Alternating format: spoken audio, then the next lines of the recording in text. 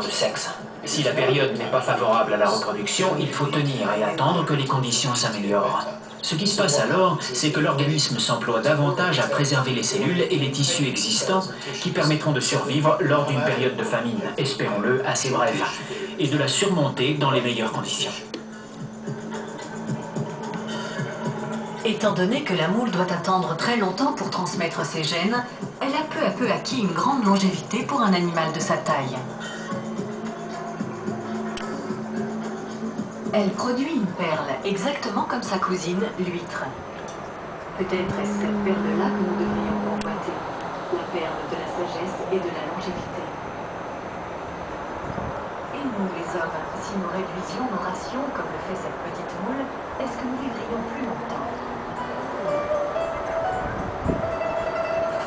Les Japonais semblent avoir mis au point les secrets d'un régime qui leur permet d'accroître leur longévité.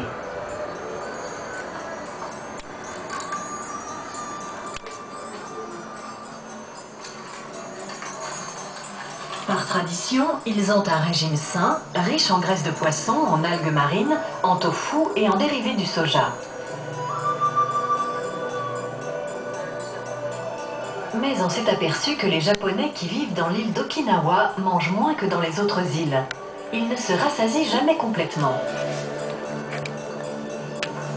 Conséquence de ce contrôle calorique naturel, les gens d'Okinawa vivent quelques années de plus et ont moins de cancers et de maladies cardiaques que le reste de la population japonaise. Pourquoi le fait de manger moins a-t-il une influence sur notre longévité? La réponse se trouve sans doute à l'intérieur de notre organisme, dans nos cellules. Chacune de nos cellules contient des structures ou organites appelées mitochondries qui fonctionnent comme de minuscules moteurs à combustion. Lorsque les aliments et l'oxygène sont convertis en énergie durant le métabolisme, il y a rejet de petites particules de déchets appelées radicaux libres. S'ils sont en grande quantité, ils polluent les cellules, un peu comme les gaz d'échappement d'une voiture.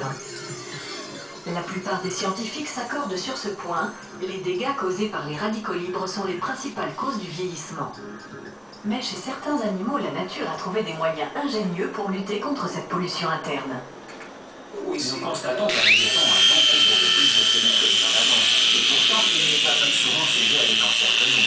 Or, si l'on étudie les mécanismes mis en œuvre par les cellules de l'éléphant pour se protéger contre l'agression des radicaux libres risquant de déclencher un cancer, et si on les compare aux mécanismes employés par les cellules humaines, on constate que les cellules de l'éléphant sont un peu plus performantes. Mieux vaut que des fois, de sa taille, et c'est justement ça. Une fois de plus, la taille joue un rôle.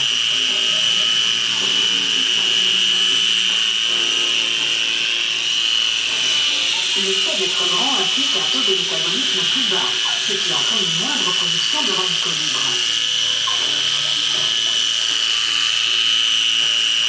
Cela s'explique parce qu'un animal de grande taille perd moins de chaleur par rapport au volume de son corps qu'un animal de petite taille. Par conséquent, il a moins besoin de se dépenser pour réguler la température de son corps. Et l'organisme de l'éléphant peut si bien emmagasiner la chaleur qu'à 35 degrés Celsius, on pourrait presque construire un œuf sur son dos. Mais les éléphants ne sont pas un cas isolé. Le même principe s'applique si l'on observe toutes les espèces de règne animal. Grande taille et longévité ont tendance à aller de pair avec la protection contre les agressions des radicaux libres.